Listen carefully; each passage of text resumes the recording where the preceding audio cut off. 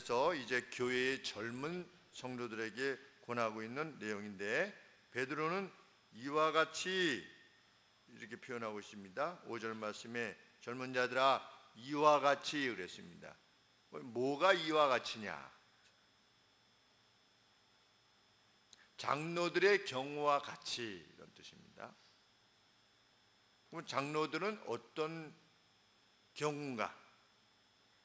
장로들에게 사도 베드로가 권한 말씀이 무엇입니까? 하나님의 무리를 잘 보호해라. 그런데 하나님의 무리들을 잘 보호해야 되는 동기가 뭐다?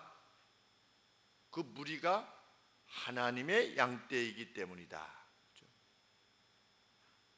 성도들이 너희들의 양떼가 아니라 하나님의 양떼라는 사실을 잘 기억하고, 그래서 무리들을 잘 지켜보고 그들의 연약함을 이렇게 세우고 그들을 위험한 데서 보호해라.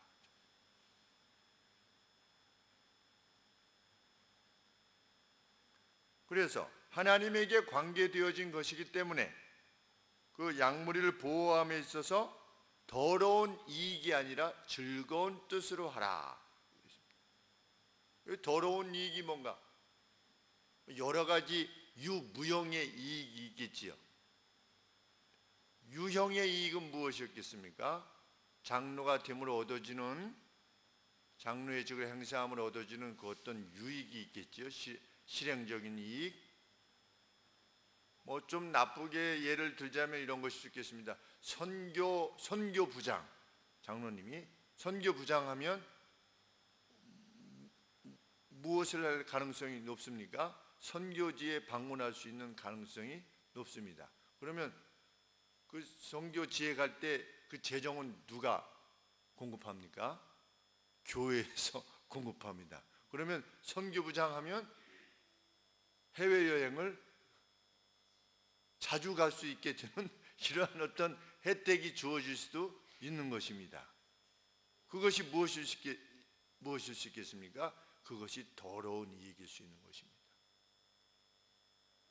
하나님의 일을 한해하고, 그리고 이제 교회가 좀 더 커지면 어떤 역할들을 감당하는데, 가령 학교를 세운다 그러면 학교장을 세워야 되는데 교육부장이 거기 학교장이 될 수도 있는 것이고, 어떤 일을 맡는, 그렇게 되면 거기서부터 사례가 나올 수 있는 거지요. 아니면 기도원을 운영한다 그러면 기도원 원장이 될 수도 있는 것이고, 기도원 직위를 할 수도 있게 되는 것입니다.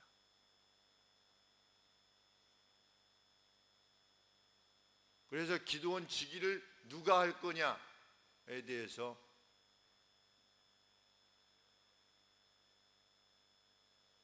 논쟁이 벌어지기도 할 수 있는 것이지요. 만약 그런 분이 기도원 직위를 하게 되면 토요일 날 기도하러 누가 들어오신다 그러면 어떻게 되는 겁니까? 그 기도원 직위 하시는 분이 싫어하시는 겁니다. 왜? 토요일 날 내려가야 되는데 누군가 오면, 기도하러 올라오면 그 기도원을 지키고 있어야 되잖아요. 그러니까 불편한 겁니다. 제가 꾸며내서 하는 말이 아니고 제가 직접 들은 이야기입니다. 어느 큰 교회가 있는데 그 교회에서 세운 기도원이 있는데, 이 목사님은 저희 친구 목사님이고 거기 가서 이제 기도원 원장을 하고 있는데, 그 건물을 돌보시는, 기도원을 돌보시는 분이 장로님이신 거지요. 그런데 토요일 날 사람이 오면 싫어한다는 겁니다. 그러면 그분이 거기에 있는 이유가 뭐가 되는 것입니까? 잘못하면 더러운 이익이 되는 것입니다.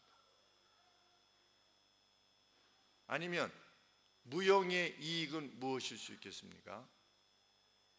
저 장로님, 와 대단하다, 이런 어떤 그 명성, 저분, 제가 전에 어느 교회 큰형이 그 교회 세미나가 그렇게 좋다고 그래가지고 저보고 가라고 그래서 저는 형 별로 가고 싶지 않은데 너는 꼭 한번 들어봐야 된다. 그래서 형이 그냥 등록을 해놨어요. 벌써 20몇만 원을 내고 등록을 해놔가지고 또 큰형이 말씀하시는데 동생이 이렇게 안 하는 것이 좀 형님에 대한 예의가 아닌 것 같아서 할 수 없이 갔습니다. 가서 이렇게 했는데 제일 처음 이제 목사님들이 여러 모아놓고 이렇게 개강 예배를 드리는데 장로님들 12분을 세우셨어요. 그래서 장로님 한 분 한 분을 소개하시는 거예요. 이 목사님께서 이분은 이런 분이고 이분은 이런 분이고. 그래서 제가 어떤 생각이 들었냐면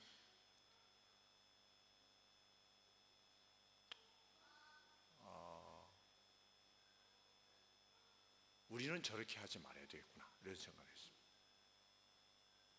사람 앞에서 영광을 다 받아버리면 하나님 나라에서 받을 것이 무엇이겠는가.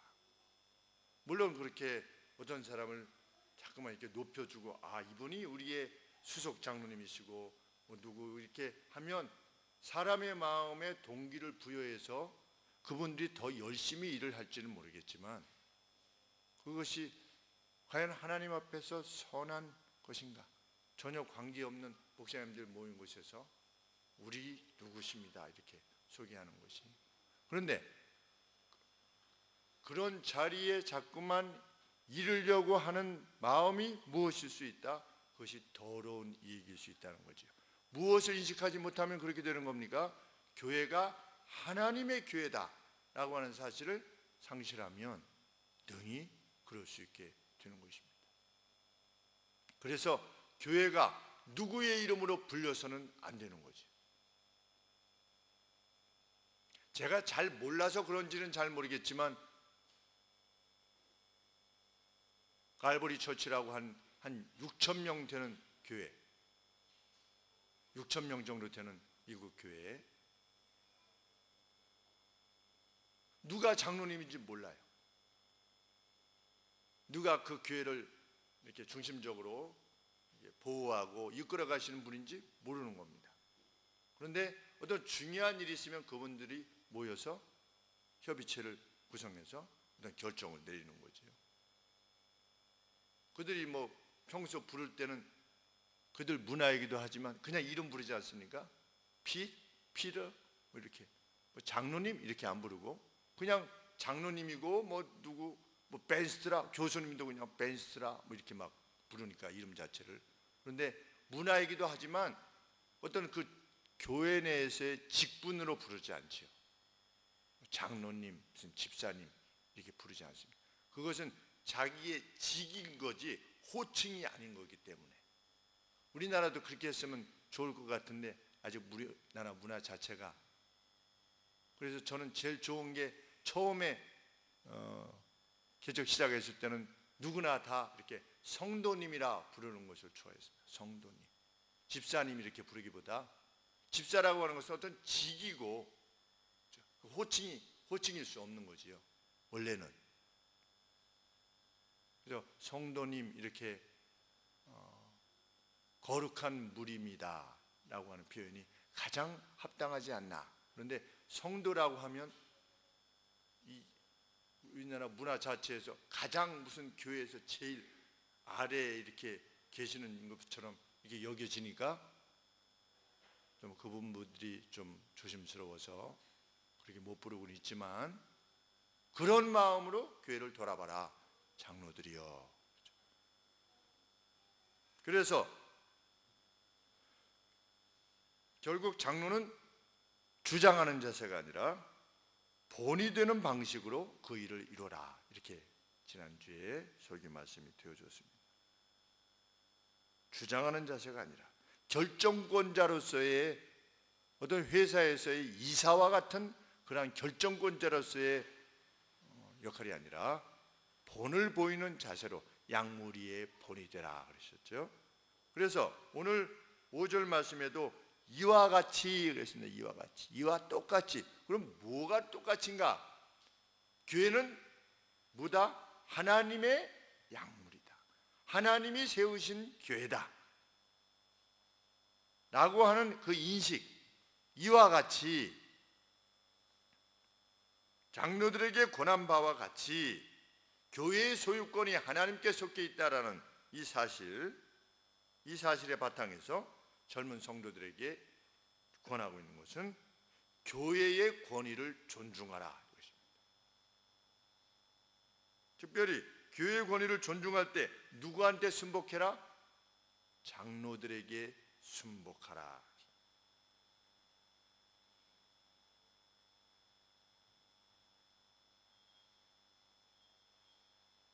교회에 하나님께서 위임하신 권위가 있다라고 하는 것을 인식하는 사람은 하나님의 성도들의 손을 들어서 세우신 장로님의 권위를 인정할 것입니다. 그 장로님이 나보다 더 뛰어나기 때문에 존경하는 것이 아니고 순복하는 게 아니지요. 나보다 더 잘났기 때문도 아니고 나보다 더 믿음 생활에 있어서 뛰어나 보이기 때문이 아니라 하나님께서 세우셨기 때문에, 성도들의 손을 들어서 세우셨기 때문에 그 장로를 존중하는 거지요. 그래서 순복하라는 것이죠.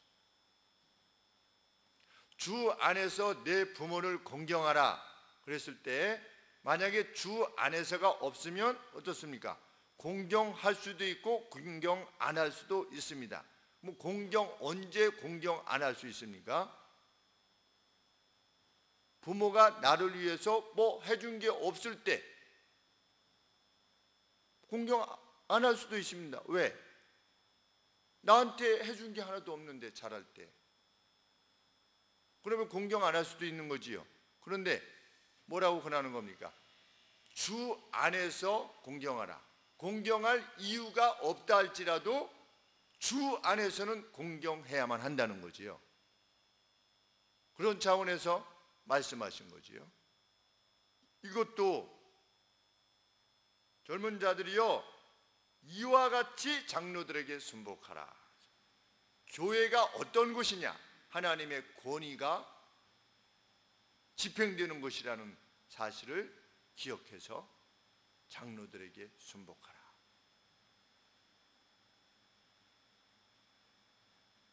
불행하게도 과거 섬기던 교회에 목사님이 5년 동안 섬기시다가 떠나시고 학교로 돌아가시고 이제 새로운 목사님이 이렇게 오셨는데 청년 성도들이 그 목사님을 많이 좋아해가지고 그 목사님이 떠나셨을 때 다른 목사님이 개척을 하시니까 그 떠나신 목사님하고 좀 성향이 비슷한 다른 목사님이 개척을 하시니까 그 다른 개척한 목사님한테 청년들이 많이 따라갔어요. 그리고 따라가지는 않았지만 남아있는 청년들이 계속해서 새로 오신 목사님에 대해서 좀 불만을 토로하는 거예요.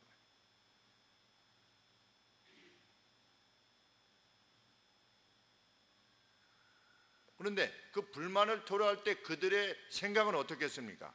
그것을 정당하다라고 생각하겠습니까? 아니면 정당하지 않다고 생각하겠습니까? 정당하다라고 생각하기 때문에 불만을 토로하는 거지요. 왜 잘하고 계시는 목사님을 내보냈냐 이겁니다. 내보낸 게 아니라 본인이 결정해서 나가셨는데도 이것은 무엇인가가 압력이 형성이 돼서 우리 목사님이 나가게 된 거라고 생각을 하는 겁니다.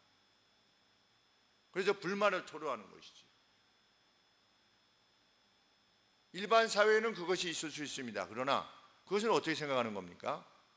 교회를 어떻게 생각하는 거죠? 헤게모니 싸움으로 이해하려고 하는 겁니다.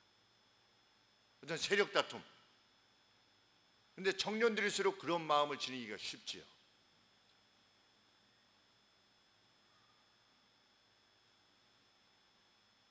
젊은 자들아, 장로들에게 순복하고 그런 교회의 결정을 내렸을 때 그것이 하나님의 권위에 의해서 이루어진 것임을 받아들이라는 것입니다.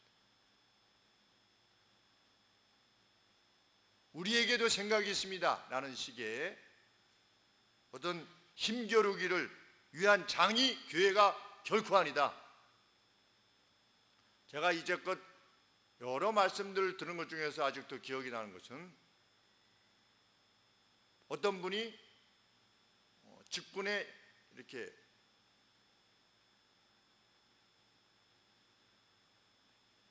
택함을 받았습니다.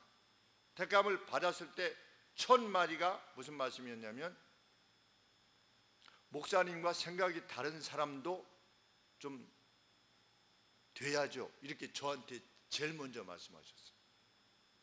귀한 직책을 맡으셨군요. 제가 이렇게 맡게 되셨습니다. 이렇게 했더니 저에게 그 말씀을 하셨어요. 목사님과 생각이 다른 사람도 있어야 되지요. 이렇게. 그것이 하나님께서 성도들의 손을 들어서 직분을 맡은 이가 목사에게 처음 행하실 수 있는 말인가?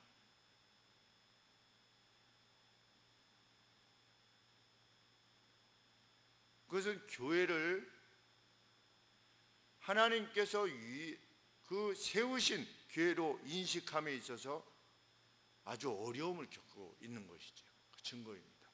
그렇게까지 보지 않은 거지요.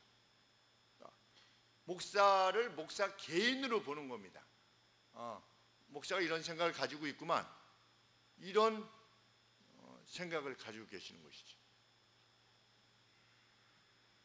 여기서 젊은 자들이여 이와 같이 장로들에게 순복하라 했을 때 목사가 완벽할 수 없지요, 물론. 그럼에도 불구하고 그 권위에 순복하는 자가 되라. 그 권위에 순복했던 대표적인 인물이 누구입니까? 우리 구약에 보면 다윗이 사울을 죽이지 않았습니다. 무엇 때문에 그랬습니까? 하나님께서 사울이에 부으셨던 그 기름 부음이 있었습니다. 하나님의 신이 사울로부터 떠났습니다. 그것을 다윗도 다 알고 있었습니다. 그럼에도 불구하고 하나님의 이름으로 기름 부음을 받게 된 그것을 자신은 끝까지 존중했습니다. 자신의 손안에 힘이 있는데도 불구하고 그것을 존중했습니다. 그것을 사울에게 사울의 잘못을 지적했지요. 울면서 호소하면서 지적은 했습니다.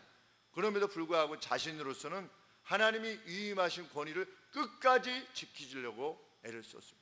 그래서 전에는 목사님이 막 이상하게 행하는 목사님이 계시면 그 안에서 개혁하십시오 이렇게 하시든지 아니면 조용히 나오십시오 그러는데, 우리 이전에 이런 인식을 가지고 계신 분들이 말씀하시지 않습니까? 기름 부은 자를 이렇게 잘못하면 하나님이 안 좋아하신다 라고 해서 아주 나쁜 적인데도 그냥 이렇게 나쁘게 말하지 아니하고 하려고 하는 그 성도님들이 계셨었는데, 그분들이 옳은 거죠. 지금 생각해 보면 악인은 악이 벌하실 거니까, 하나님께서 벌하실 거니까. 근데 자기로서는 성부와 성자와 성령의 이름으로 위임받은, 그래서 존중하는 것이죠. 그것 자체만은 사울이 악한 자였지만 그것이 존중했던 것처럼. 그렇다고 목사를 무조건 존중해야 된다 이런 차원이 아니라 그 직 자체를 존중하는 거죠. 그만큼 교회에 신적인 권위가 있다라고 하는 것을 받아들여야 된다는 겁니다. 이것을 인간 대 인간의 어떤 그 성향이나 이런 것들로 받아들이면 벌써 실패하는 거죠.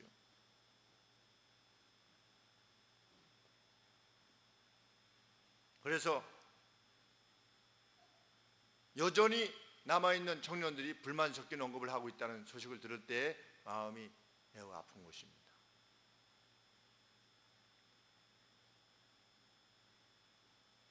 성경은 젊은이들이여 자신을 낮추는 삶을 살아라. 서로를 겸손하게 대하고 하나님의 능하신 손 아래에 자신을 낮추어라. 6절 말씀에 하나님의 능하신 손 아래서 겸손하라. 이 무슨 말씀일까요? 하나님의 능하신 손, 그 힘 있는 손 아래서 겸손해라. 왜? 너가 너 자신을 주장하고 높이지 않으려고 해도 너가 하나님께서 때가 되면 나를 영예롭게 하실 것이다 라고 하는 사실을 인식할 만큼 하나님 앞에서 겸손하라는 거지. 네가 그렇게 하지 않아도, 네가 너의 똑똑함을 드러내지 않아도 하나님께서 네가 겸비하게 있으면 하나님이 너를 들어서 사용하실 것이다. 하나님의 능력 있는 손으로 너를 언제든지 드실 수 있다. 대표적으로 들렸던 인물이 누구입니까? 그 역시 다윗이지요. 그렇죠? 다윗은 아버지로부터도 인정을 못 받지 않았습니까? 이게 다냐? 하나 있긴 있는데 아유 걔는 뭐 별로 이렇게 데리고 와도 소용없을 겁니다. 그걸 데리고 와라. 데리고 왔을 때 하나님께서 기름을 부으라고 하시지 않았습니까? 형들한테 인정받았느냐? 형들한테도 못 받았어요. 네 교만함을 안다 우리가. 막 이렇게 형들이 저 전장에 나가가지고 형의 안부를 묻고 와라 했는데 다윗이 갔을 때 형이 그렇게 말하지 않았습니까? 그런데 하나님의 능하신 손은 하나님 앞에서 겸비하니 그가 어디 있든지 간에 때가 되면 그를 드시는 거지요. 그만큼 하나님의 권위를 인식하는, 근데 그 권위를 인식하면 겸손할 수밖에 없게 되는 겁니다.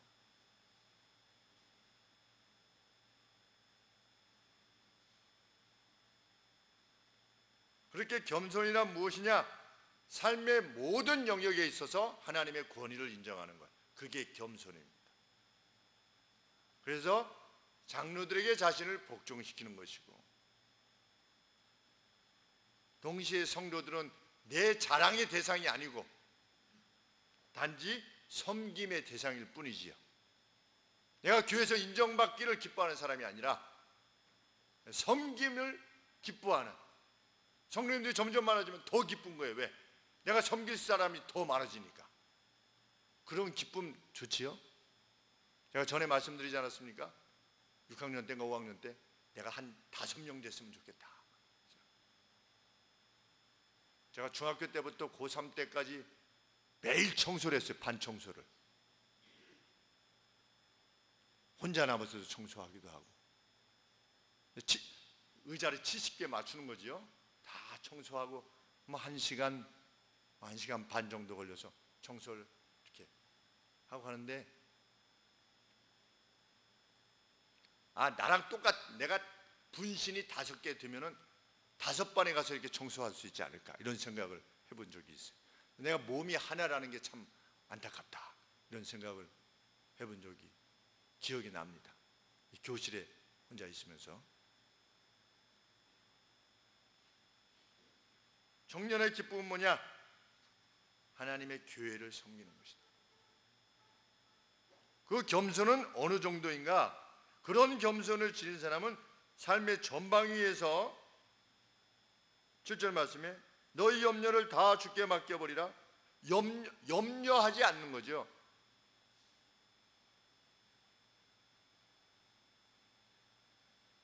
염려는 뭐가 염려입니까?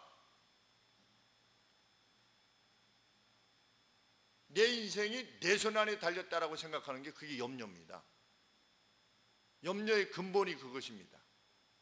내 인생은 내 것이다 라고 생각할 때 그 염려가 되는 거죠. 염려도 일종의 오만입니다. 내가 책임지겠다는 거죠, 내 생일을. 근데 책임질 수 없어 보여요. 그래서 염려하는 겁니다. 근데 책임질 수 있어 보이면 어떻습니까? 오만해지는 거죠. 늘 말씀드리지만 오만과 염려는 일치한다.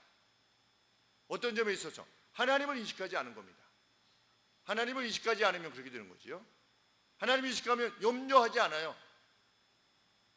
하나님을 인식하면 겸손해지고요, 오만하지 않고. 너희 염려를 다 주께 맡겨버리라. 그렇죠. 왜? 저가 너희를 돌아보시기 때문이다. He cares for you 그랬습니다. 그분이 너를 돌보고 계시지 않느냐. 그가 너희를 돌보고 계시지 않느냐. 그걸 정말 인식하는 사람은 염려하지 않는 겁니다.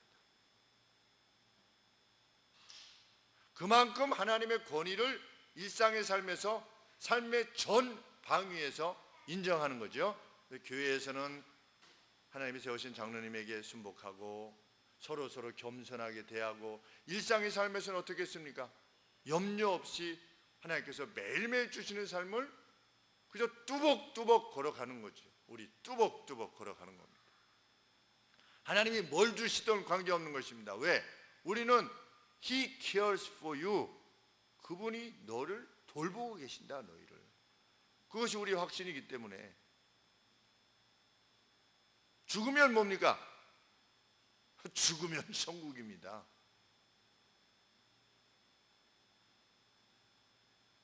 그 사람이 진짜 겸손해질 수 있지요.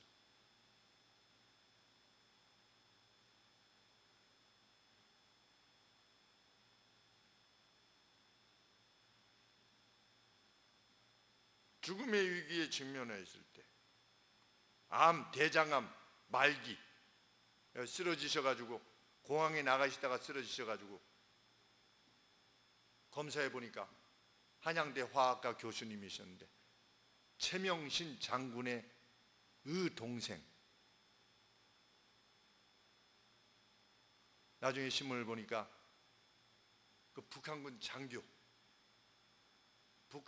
장교인데 제일 마지막에 최명신 장군한테 이게 결국은 잡혔을 때 권총을 달라고 자기가 자결하겠느라고, 북한군 장교였죠. 최명신 장군이 권총을 줬.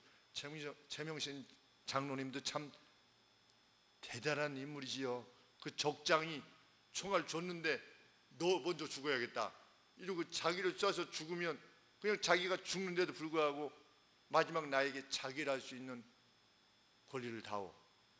적장에게 자기 총을 내준 거예요. 그래서 적장이 자기 머리를 쏴서 자살한 겁니다. 자살하면서 자기가 데리고 있는 아이가 있는데 얘를 돌봐다오. 북한에서 이렇게 전쟁 고아인지 누군지 이렇게 데리고 있는 이 사람을 좀 아이를 돌봐다오 라고 했을 때 돌봐다오 한 사람을 자기의 의동생으로 삼은 겁니다. 그분이 최명준 장로님이래요. 화평교회. 참 이런 걸 보면 야, 인물됨이 크다라고 하는 것이 그냥 장엄하죠. 장엄합니다. 삶과 죽음 이런 것 개의치 않고, 또 그 적장이 마지막 남긴 그 소원을 들어서 자기 이걸로 이렇게 또 키워가지고 교수로 만드는, 참 이런 것들을 보면 그게 좀 진짜 사람답다. 장부답고. 최명신 장로님, 최명준 장로님, 최명준 장로님이 이렇게 해외 나가 발제하러 나가시다가 공항에 쓰러지셔가지고 조사해 보니까 대장암 말기였던 거죠. 수술해가지고 병원에 갔을 때 위로 방문하러 가는데 우리는 이거 뭐 더 이상 고칠 수 없겠구나. 대장을 다 잘라내셨으니까 이게 뭐 전이 됐으면 벌써 다 끝장인데, 그런데도 불구하고 드레싱할 때 막 살이 이렇게, 간호사가 들어와서 드레싱을 하는데 막 살이 이렇게 돼지고기 잘라놓으면 이렇게 된 것처럼 누르니까 막 쑥쑥 들어가면서 이렇게 되는 거예요, 살이. 그렇죠? 그런데 하나님께서 이거 뭐 이렇게 해놓으셨어. 지금 죽느냐 사느냐 하는, 지금 전이가 됐느냐 안 됐느냐도 지금 반전이 안 된 수술 막 끝나서 이제 깨어난 분이 이거 하나님이 이렇게 해놓으셔가지고 웃으시면서, 그래서 참 대단한 아주 큰 감동을 받았습니다. 제가 믿는다는 것은 이것이구나. 하나님을 믿는다고 하는 것은 너희 염려를 다 주께 맡겨버리라. 이는 저가 너희를 권고하고 계시지 않느냐. 너희를 돌아보고 계시지 않느냐. 무슨 걱정이냐.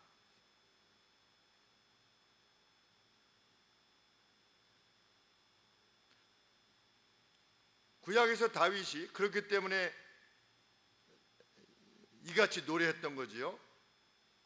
시편 131편 제가 참 좋아하는 여호와여 내 마음이 교만치 아니하고 내 눈이 높지 아니하오며, 내가 오만하지 않다는 겁니다. 어떤 점에서? 내가 큰 일과 미치지 못할 기이한 일, 이거 전에 설교했죠? 내가 큰 일과 미치지 못할 기이한 일을 내 스스로의 힘으로 힘쓰지 아니하나이다. 왜? 내 힘으로는 미치지 못할 그 일을 어떻게 하면 되나 이렇게 하지 않나이다. 실로 내가 내 심령으로 고요하고 평온케 하기를 젖된 아이가 그 어미 품에 있음 같게 하였나니 내 중심이 젖된 아이와 같도다. 나는 하나님을 참으로 신뢰합니다. 이런 내가 어떻게 할 수 없는 그러한 일이 될 만큼 어려운 일인데, 나는 내 마음이 아주 편하도록 만들었습니다. 근데 어느 정도로 칭얼대지 않는 젖을 이미 뗀 아이가 그냥 엄마 품에 있기만 해도 만족스러운 것처럼, 칭얼대지 않고 젖된 아이가 그 어미 품에 있는 것 같이 내 중심이 젖된 아이와 같도다. 이것이 진짜 겸비함인 거지. 다윗이 쉬울 때 이 노래를 지어 부른 것이 아니라 자기가 감당할 수 없는, 전혀 감당할 수 없는 일에 직면했을 때 이 노래를 지어 부른 것입니다. 우리지요. 우리 신앙인들은 뭐 평상시에는 뭐 물에 술 탄 듯 술에 물 탄 듯 뭐 그냥 그래도 줬어 저래도 줬어 이런 것 같아요. 근데 진짜 신앙인은 어떻습니까? 위기가 오면 어떻게 됩니까? 아주 강해지는 겁니다. 내면의 강함이 드러나지요. 죽으면 죽으리라. 그것이 진짜 신앙인의 모습이지요. 그 겸비함 때문에 사람들은 오해할 수 있지요. 아유 그냥 물러 터져가지고서 이래도 흥 저래도 흥 이런 것 같아요. 근데 정작 중요한 위기가 직면했을 때 신앙인은 꺾이지 않는 겁니다. 저도 그렇게 살아왔던 것 같습니다. 어려움이 직면하면 직면할수록 더 세지는 거지요. 그래 올 테면 오라. 올 테면 오라. 하나님하고 나 같이 있는데 그냥 올 테면 오라. 하나님이 죽으라 그러면 죽는 거죠. 하나님이 살려고 하면 사는 거고. 개척할 때도 그랬죠. 하나님이 살리실 이유가 있으면 교회를 살리실 것이고, 이 교회가 하나님께서 살리실 이유가 없으면 하나님께서 폐하실 것이다. 몇백 년 된 교회도 하나님이 필요하지 않으면 다 폐하셨는데, 아무리 몇만 명 모여도 그런 교회도 다 하나님 폐하시면 그냥 폐하는 거 아니겠습니까? LA 수종교회 파했잖아요. 다 팔렸잖아요. 그 유명한 불가능은 없다를 썼던 그 이름이 누구셨죠? 이제 이름까지 까먹어. 네? 로버트 실러 목사님. 거기 가서 보니까 의자나 유리에다가 다 기증자 이름을 썼어요. 와, 이렇게 지으면 되는구나. 기증 자기 이름을 쓰니까 그거 그냥 그 교회가 있은 동안은 자기 이름이 다 이렇게 남아 있는 거 아니겠습니까? 펀드레이징은 이렇게 하는 거구나. 다른 교회들도 다 이렇게, 우리 합동신학교도 그렇게 하려고 했는데, 그래서 제일 안 내는 게 뭐겠습니까? 뭐가 제일 안 될까요? 교회 강당에 피아노를 한다 그러면은 피아노 누가 이렇게 하고, 의자를 한다 그러면 의자하고, 이게 다 돼요. 근데 뭐는 안 모이냐면 땅은 안 모인대. 잘 땅은 표가 안 나잖아요. 한 평 사기 이런 거는 나중에 표가 안 나니까 잘 안 보여지는 겁니다.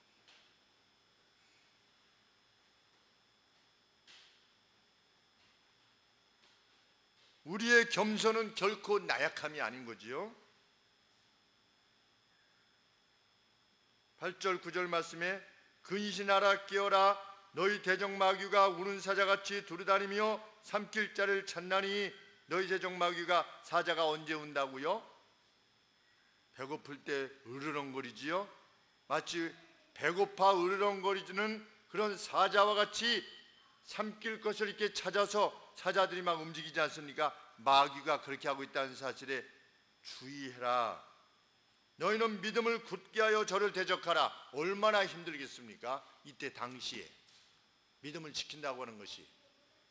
그러나 순복하고 서로 겸손하고 교회에서 그랬던 이들이 로마와 맞설 때 어떻게 한 것입니까? 몸에 타르를 발랐다고 그러죠. 타르를 바르고 불을 붙여서 사람을 그냥 상체로 화형을 시켰습니다. 우리 그리스도인들을. 그래도 그리로 나아갔어요. 평상시에 그들의 모습은 뭔데? 겸비함으로 가득한 모습이었는데, 원수가 너 예수는 이제 못 믿는다 라고 했을 때는 어떻게 했느냐? 죽음의 자리로 나아간 것입니다. 그리고 그들이 행했던 벌 중에 가장 악독한 벌 중에 하나가 무엇이라고 그럽니까? 살아있는 사람을 살을 발라내는 겁니다. 산채로 수천 번을 살을 이렇게 발라내는, 그래서 사람을 죽이는. 그래도 그리스도인들은 그리스도를 부인하지 않고 죽은 겁니다. 그렇게. 그게 세례입니다. 그게 세례의 의미였어요. 당대 세례 받으면 죽는 겁니다. 죽을 수 있겠느냐? 우리 지영재님이 받는 세례가 그 세례인 거죠. 너 그리스도를 위해서 죽을 수 있는 거냐? 우리가 받은 세례가 바로 그것입니다. 그리스도의 권위를 그만큼 높이는 것이죠.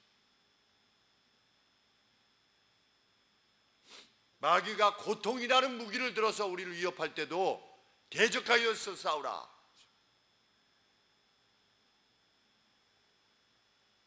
그런데 이러한 믿음은 유아 독전적인 어떤 배타성을 지닌 것이 아니었음을 우리는 알게 됩니다. 나는 내 덤비려면 덤벼, 이것이 아니고 어떤 용기였다? 9절 말씀에 너희는 믿음을 굳게 하여 저를 대적하라. 이는 세상에 있는 너희 형제들도 동일한 고난을 당하는 줄을 알미니라. 지금도 세상에 있는 믿음의 형제들로 말미암는 용기로부터 나온 그 담대함이었다는 겁니다. 그들의 담대함은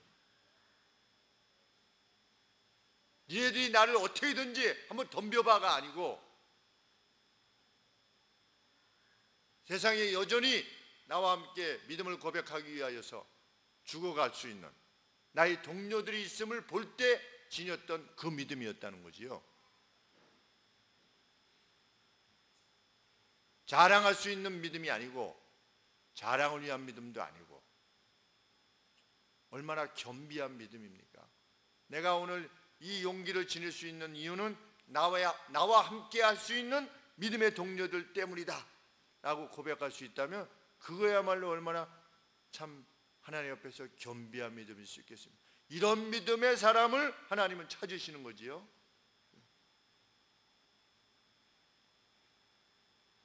우리는 무엇을 믿습니까? 10절 말씀에 모든 은혜의 하나님 곧 그리스도 안에서 너희를 부르사 자기의 영원한 영광에 들어가게 하시니가 잠깐 고난을 받은 너희를, 우리 여기서 잠깐 고난 받을 수 있지요. 이 땅에서 친히 온전케 하시며 굳게 하시며 강하게 하시며 털을 견고케 하시리라. 권력이 세세 무궁토록 그에게 있을지어다. 아멘.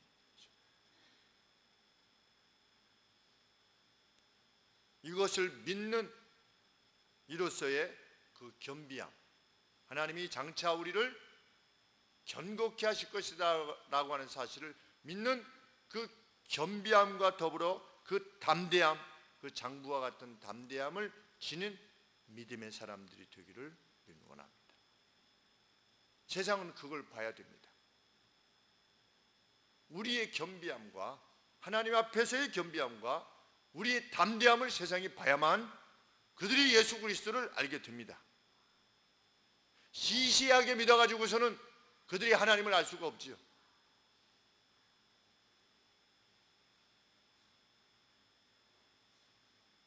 적어도 적장에게 총을 건네줄 수 있는, 그만큼 상대를 존중해 줄 수 있는, 자 같이 전향하자라고 했을 때 그가 거부하고 나는 죽을 것이다.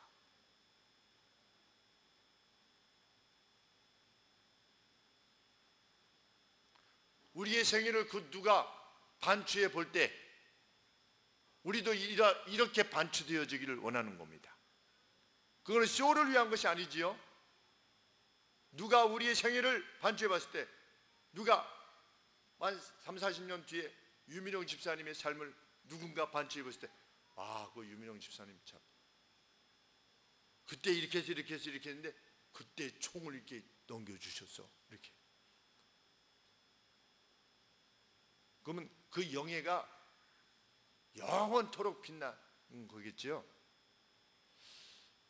제가 늘 말씀드린 구정의 집사님 2천만 원 탕감해 주셨다고 하는 3천 원짜리 그 고리 들고 이게 2천만 원이요 라고 하셨던 그 권사님, 그때 70세셨으니까 지금 18년 지났으니까 살아계신 88세신데 전화번호를 잘 몰라가지고, 근데 제 머릿속에 늘 계신 겁니다.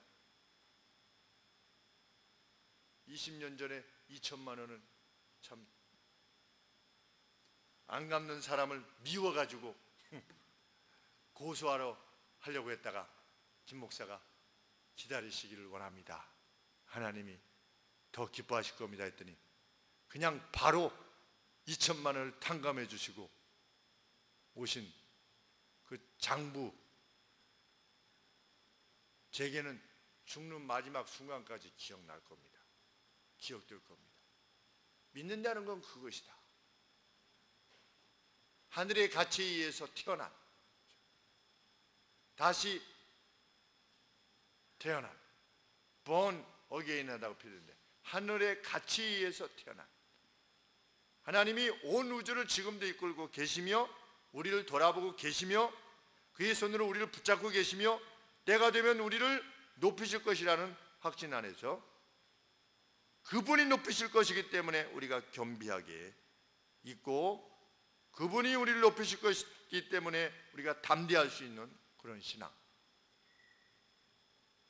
그 신앙이 또 한 주 동안 세상 속에 살 때 우리를 통하여 세상에 비춰지는 그 은혜가 있기를 원합니다. 기도하겠습니다.